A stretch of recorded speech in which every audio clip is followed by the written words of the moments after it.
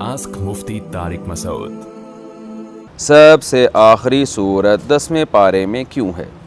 سورہ توبہ جب سب سے آخری صورت ہے تو وہ 9ویں اور 10ویں پارے میں کیوں ہے؟ اس پر تو آپ کو یہ بھی اشکال ہوگا کہ سورہ اقرأ بسم ربک الذی جب سب سے پہلی صورت ہے تو وہ 30ویں میں کیوں ہے؟ تو بھائی یہ تو طے شدہ بات ہے کہ قرآن مجید جس ترتیب سے نازل ہوا ہے نا، مصحف میں اس ترتیب سے جمع نہیں کیا گیا، بلکہ مصحف کی ترتیب الگ ہے اور نزول کی ترتیب الگ ہے۔ اب اس میں حکمت کیا تھی یہ اللہ جانے، اللہ کے رسول صلی اللہ علیہ وسلم جانے، کیونکہ جب کوئی صورت نازل ہوتی تو نبی صلی اللہ علیہ وسلم خود متعین فرما دیتے اس کو فلاں جگہ پہ رکھو، ان آیتوں کو فلاں جگہ پہ رکھو۔ پھر صورتوں کی ترتیب میں جو صحابہ کے دور میں، نبی صلی اللہ علیہ وسلم کے دور میں صحابہ نے جو مصحف تیار کیے تھے ان میں بھی فرق تھا ترتیب میں۔ جیسے بعض مصحف ایسے تھے جس میں سورہ آل عمران پہلے تھی اور سورہ مائدہ پہلے تھی، آل عمران بعد میں تھی۔ حضرت عائشہ رضی اللہ تعالی عنہا کے پاس ایک شخص آیا، اس نے کہا کہ بھائی دیکھیں یہ جو میرے پاس مصحف ہے تو اس میں یہ والی صورت پہلے ہے، وہ والی صورت بعد میں،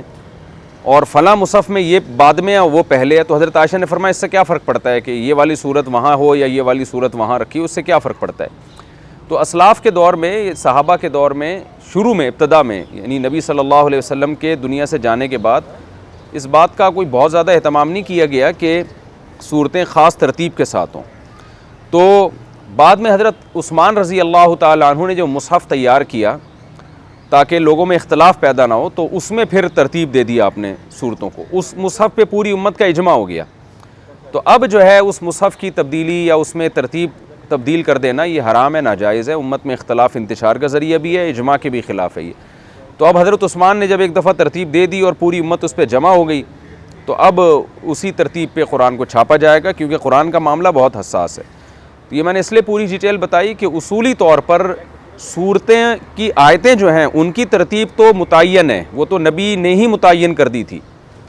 کہ یہ صورت کی یہ والی آیت کے بعد یہ والی آیت ہوگی، لیکن خود صورتوں کی ترتیب کہ یہ والی صورت مکمل پہلے ہوگی یہ بعد میں ہوگی، اس میں ابتدائی اسلام میں اجازت تھی۔ حضرت عثمان نے پھر جب ایک مصحف کو مرتب کر دیا تو اب اس پر پوری امت کا اجماع ہو چکا ہے، اب اس میں تبدیلی جائز نہیں ہے۔ تو آپ کا سوال جو ہے اس کا خلاصہ جواب کا یہی ہے کہ اللہ کے رسول صلی اللہ علیہ وسلم کے دور میں جس طرح سے قرآن ترتیب سے نازل ہوا تو نبی صلی اللہ علیہ وسلم نے اسی ترتیب سے لکھنے کا حکم نہیں دیا، اس میں مصلحتیں تھیں، اس میں حکمتیں تھیں، کتابی شکل میں الگ ترتیب